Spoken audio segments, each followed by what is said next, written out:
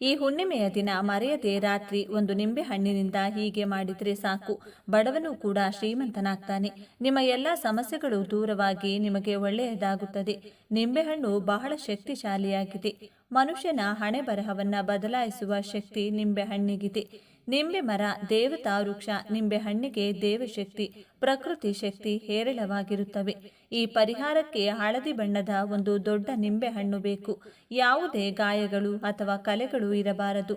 ಅಂತಹ ಹೊಳೆಯುವ ನಿಂಬೆ ಹಣ್ಣುಗಳು 2 ಬೇಕು. ಅಂದರೆ ಈ ಪರಿಹಾರಕ್ಕೆ ಒಟ್ಟು 2 ನಿಂಬೆ ಹಣ್ಣುಗಳು ಬೇಕು. ಬಹಳ ಶಕ್ತಿಶಾಲಿಯಾಗಿ ಕೆಲಸ ಮಾಡುತ್ತದೆ. ನಿಮ್ಮ ಕೈಯಿಂದ ನಾವು ಮಾಡಿಕೊಳ್ಳುವ ಈ ಪರಿಹಾರದಿಂದ ಮನೆಯಲ್ಲಿರುವ ನರದೃಷ್ಟಿ, ಸಂಪಾದನೆಯ ಸಮಸ್ಯೆಗಳು ಎಲ್ಲವೂ ನಿವಾರಣೆಯಾಗುತ್ತದೆ. ಎಲ್ಲ ರೀತಿಯ ಸಮಸ್ಯೆಗಳಿಂದ ಹೊರಬರಲು ಈ ಪರಿಹಾರವು ಬಹಳ ಚೆನ್ನಾಗಿ ಕೆಲಸ ಮಾಡುತ್ತದೆ.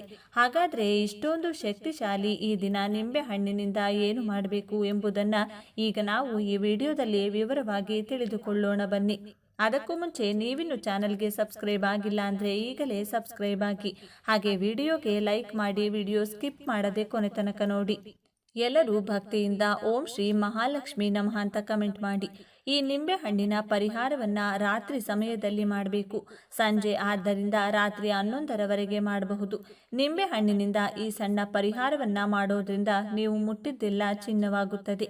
ನಿಮಗಿರುವ ಸಾಲದ ಸಮಸ್ಯೆಗಳು, ಆರ್ಥಿಕ ಸಮಸ್ಯೆಗಳು ದೂರವಾಗುತ್ತವೆ.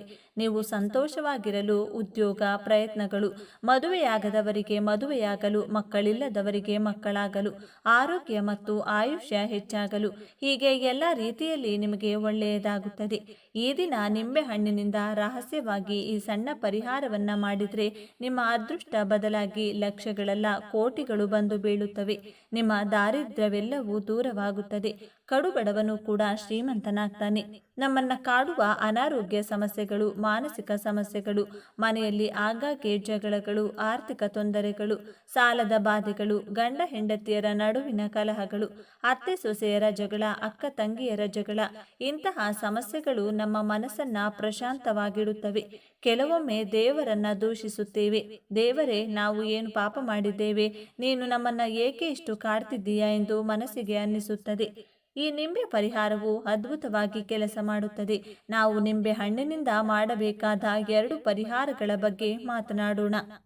ನೀವು ಅವುಗಳಲ್ಲಿ ಯಾವುದಾದರೂ ಒಂದನ್ನ ಮಾಡಿದರೆ ಸಾಕು. ಮೊದಲಿಗೆ ಹಳದಿ ಬಣ್ಣದ 2 ನಿಂಬೆ ಹಣ್ಣುಗಳನ್ನು ತೆಗೆದುಕೊಳ್ಳಿ. ತಾಜಾ ಆಗಿರಬೇಕು. ನಿಂಬೆ ಹಣ್ಣುಗಳನ್ನು ತೆಗೆದುಕೊಂಡು ಒಂದು ನಿಂಬೆ ಹಣ್ಣಿಗೆ ಕಾಡಿಗೆಯನ್ನ ಅಂದರೆ ಕಪ್ಪು ಬಣ್ಣಕ್ಕೆ ತಿರುಗುವಂತೆ ಸಂಪೂರ್ಣವಾಗಿ ಹಚ್ಚಿ ಅಥವಾ ಅಲ್ಲಲ್ಲಿ ಚುಕ್ಕೆಗಳನ್ನ ಇಡಿ. ಕಾಡಿಗೆ ಇಲ್ಲದಿದ್ದರೂ ಕಪ್ಪು ಮಸಿ ಇರುತ್ತದೆ ಅಲ್ವೇ, ಆ ಮಸಿಯನ್ನು ಸಹ ಹಚ್ಚಬಹುದು. ನಿಂಬೆಹಣ್ಣನ್ನ ಕಪ್ಪಾಗಿಸಿ ನಂತರ ಇನ್ನೊಂದು ನಿಂಬೆಹಣ್ಣಿಗೆ ಕುಂಕುಮದಲ್ಲಿ ಸ್ವಲ್ಪ ರೋಸ್ ವಾಟರ್ ಅಥವಾ ನೀರನ್ನ ಬೆರೆಸಿ ಪೇಸ್ಟ್ ಮಾಡಿ ಹಚ್ಚಿ. ಕೆಂಪು ನಿಂಬೆಹಣ್ಣು ದೃಷ್ಟಿ ದೋಷವನ್ನ, ಕೆಟ್ಟದ್ದನ್ನ ಹೀರಿಕೊಳ್ಳುತ್ತದೆ. ಕೆಂಪು ನಿಂಬೆಹಣ್ಣು ಜಾತಕ ದೋಷಗಳನ್ನು, ಗ್ರಹ ದೋಷಗಳನ್ನು ನಿವಾರಿಸುತ್ತದೆ. ಗ್ರಹಗಳನ್ನ ನಮಗೆ ಅನುಕೂಲಕರವಾಗಿಸುತ್ತದೆ. ಹೀಗೆ ಒಂದು ನಿಂಬೆಹಣ್ಣಿಗೆ ಕಾಡಿಗೆ, ಇನ್ನೊಂದು ನಿಂಬೆಹಣ್ಣಿಗೆ ಕುಂಕುಮ ಹಚ್ಚಿ ಈ 2 ನಿಂಬೆಹಣ್ಣುಗಳನ್ನು ಒಂದು ತಟ್ಟೆಯಲ್ಲಿಟ್ಟುಕೊಂಡು ಅಥವಾ ಅಂಗೈಯಲ್ಲಿಟ್ಟುಕೊಂಡು ನಿಮ್ಮ ಮನೆಯಲ್ಲಿ ಪ್ರತಿ ರೂಮ್ನಲ್ಲಿ ಅಂದರೆ ಅಡುಗೆ ಮನೆ, ಮಲಗುವ ಕೋಣೆ, ಹಾಲ್, ಮನೆಯ ಸುತ್ತಮುತ್ತಲಿನ ಆವರಣದಲ್ಲಿ ಒಮ್ಮೆ ತಿರುಗಾಡಿ. ಹಾಗೆ ತಿರುಗಾಡುವಾಗ ಕೆಟ್ಟದ್ದೆಲ್ಲ ಹೋಗಬೇಕು, ದೋಷಗಳೆಲ್ಲ ಹೋಗಬೇಕು, ಏನಾದರೂ ಪೀಡೆಗಳಿದ್ರೆ ಹೋಗಬೇಕು ಎಂದು ಸಂಕಲ್ಪ ಮಾಡಿಕೊಳ್ಳಿ. ನಂತರ ಆ ನಿಂಬೆ ಹಣ್ಣುಗಳನ್ನು ಯಾರೂ ತುಳಿಯದ ಜಾಗದಲ್ಲಿ ಅಥವಾ ಚರಂಡಿಯಲ್ಲಿ, ಹರಿಯುವ ನೀರಿನಲ್ಲಿ ಅಥವಾ ಯಾವುದಾದರೂ ಮರದ ಬುಡದಲ್ಲಿ ದೂರ ಎಸೆಯಿರಿ. ಆಗ ಆ ಕೆಟ್ಟದ್ದೆಲ್ಲವೂ ದೂರವಾಗುತ್ತದೆ. ಇದು ಮೊದಲ ಪರಿಹಾರ. ಇನ್ನು 2ನೇ ಪರಿಹಾರವೇನೆಂದರೆ, ಈ ದಿನ ರಾತ್ರಿ ಸಮಯದಲ್ಲಿ 2 ನಿಂಬೆ ಹಣ್ಣುಗಳನ್ನು ತೆಗೆದುಕೊಂಡು ಆ 2 ನಿಂಬೆ ಹಣ್ಣುಗಳನ್ನು ಒಂದು ತಟ್ಟೆಯಲ್ಲಿ ಇಡಿ. ಇಡುವ ಮೊದಲು ಆ ತಟ್ಟೆಯಲ್ಲಿ ಒಂದು ಹಿಡಿ ಉಪ್ಪನ್ನು ಸಹ ಹಾಕಿ. ಉಪ್ಪು ಹಾಕಿ ಆ ಉಪ್ಪಿನ ಮೇಲೆ 2 ನಿಂಬೆ ಹಣ್ಣುಗಳನ್ನು ಇಡಿ. ಉಪ್ಪು ಮತ್ತು ನಿಂಬೆ ಹಣ್ಣುಗಳು ಇವೆರಡೂ ಸಹ ಬಹಳ ಶಕ್ತಿಶಾಲಿ ಮತ್ತು ಲಕ್ಷ್ಮೀ ದೇವಿಗೆ ಬಹಳ ಪ್ರಿಯವಾದವು. ಈ ದಿನ ಇವುಗಳಿಗೆ ಇನ್ನಷ್ಟು ಶಕ್ತಿಗಳು ಬರುವುದರಿಂದ ಹೀಗೆ ಉಪ್ಪಿನ ಮೇಲೆ 2 ನಿಂಬೆ ಹಣ್ಣುಗಳನ್ನು ಇಡಿ. ಆ ನಂತರ 4 ಲವಂಗಗಳನ್ನು ತೆಗೆದುಕೊಂಡು ಈ 2 ನಿಂಬೆ ಹಣ್ಣುಗಳ 2ರಂತೆ ಲವಂಗಗಳನ್ನು ಚುಚ್ಚಿ. ಆ ನಂತರ ಈ ತಟ್ಟೆಯನ್ನು ತೆಗೆದುಕೊಂಡು ಹೋಗಿ ನಿಮ್ಮ ಮನೆಯ ಮುಖ್ಯ ದ್ವಾರದ ಬಲಬದಿಯಲ್ಲಿ ಇಡಿ.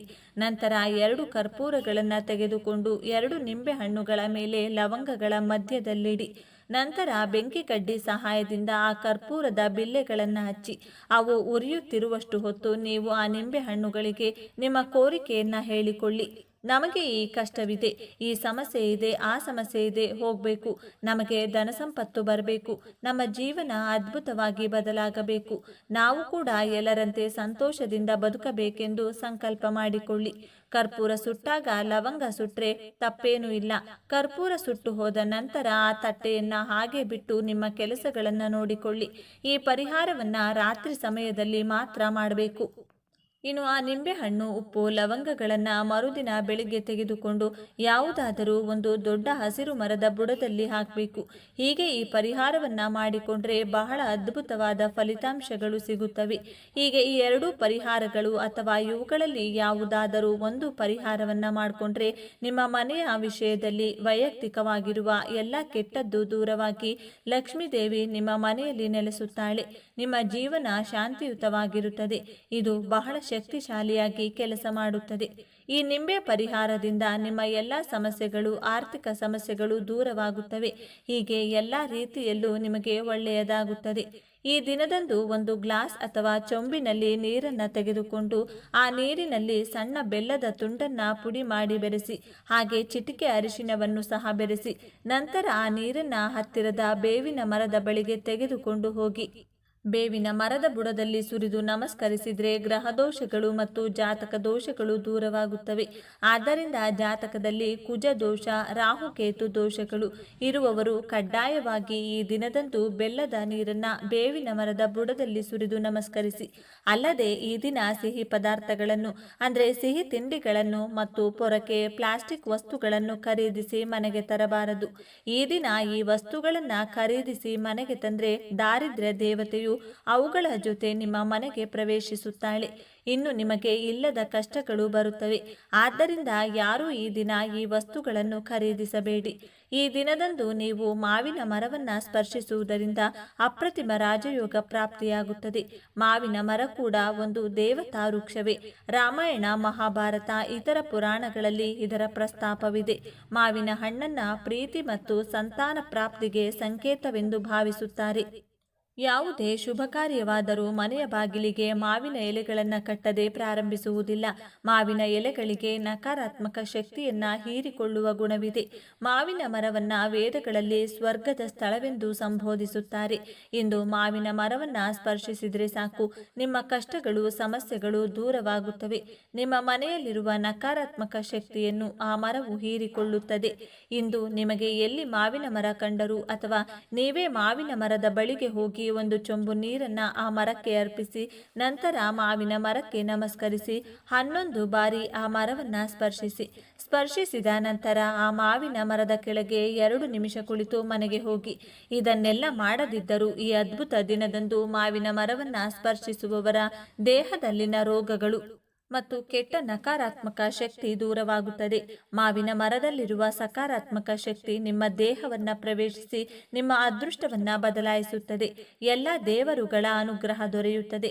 ನಿಮ್ಮ ಜಾತಕ ದೋಷಗಳು ಸಹ ದೂರವಾಗುತ್ತದೆ. ಮಹಾರಾಜಯೋಗ ಪ್ರಾಪ್ತಿಯಾಗುತ್ತದೆ. ಹೀಗೆ ಈ ದಿನ ಈ ಮರವನ್ನು ಸ್ಪರ್ಶಿಸಿದರೆ ಕಷ್ಟಗಳು, ದುಃಖಗಳು ದೂರವಾಗಿ ಐಶ್ವರ್ಯ ಬರುತ್ತದೆ. ಆದ್ದರಿಂದ ಎಲ್ಲರೂ ಈ ದಿನ ಮಾವಿನ ಮರವನ್ನು ಸ್ಪರ್ಶಿಸಿ ಎಲ್ಲ ಕಷ್ಟಗಳನ್ನು ನಿವಾರಿಸಿಕೊಂಡು ಎಲ್ಲ ಸಂಪತ್ತುಗಳನ್ನು ಪಡೆದು ಸಂತೋಷದಿಂದ ಬದುಕಿ. ಇವತ್ತಿನ ವಿಡಿಯೋವನ್ನು ಮುಗಿಸ್ತಿದ್ದೇನೆ. ಎಲ್ಲರಿಗೂ ಶುಭವಾಗಲಿ. ಈ ವಿಚಾರಗಳು ನಿಮಗೆ ಇಷ್ಟ ಆಗಿದೆ ಅಂತ ಭಾವಿಸ್ತಿದ್ದೇನೆ. ಇಷ್ಟ ಆಗಿದ್ರೆ ನಮ್ಮ ಚಾನಲ್ನ ತಪ್ಪದೇ ಸಬ್ಸ್ಕ್ರೈಬ್ ಮಾಡಿಕೊಳ್ಳಿ. ಈ ವಿಡಿಯೋಗೆ ಒಂದು ಲೈಕ್ ಕೊಡೋದನ್ನು ಮರಿಬೇಡಿ.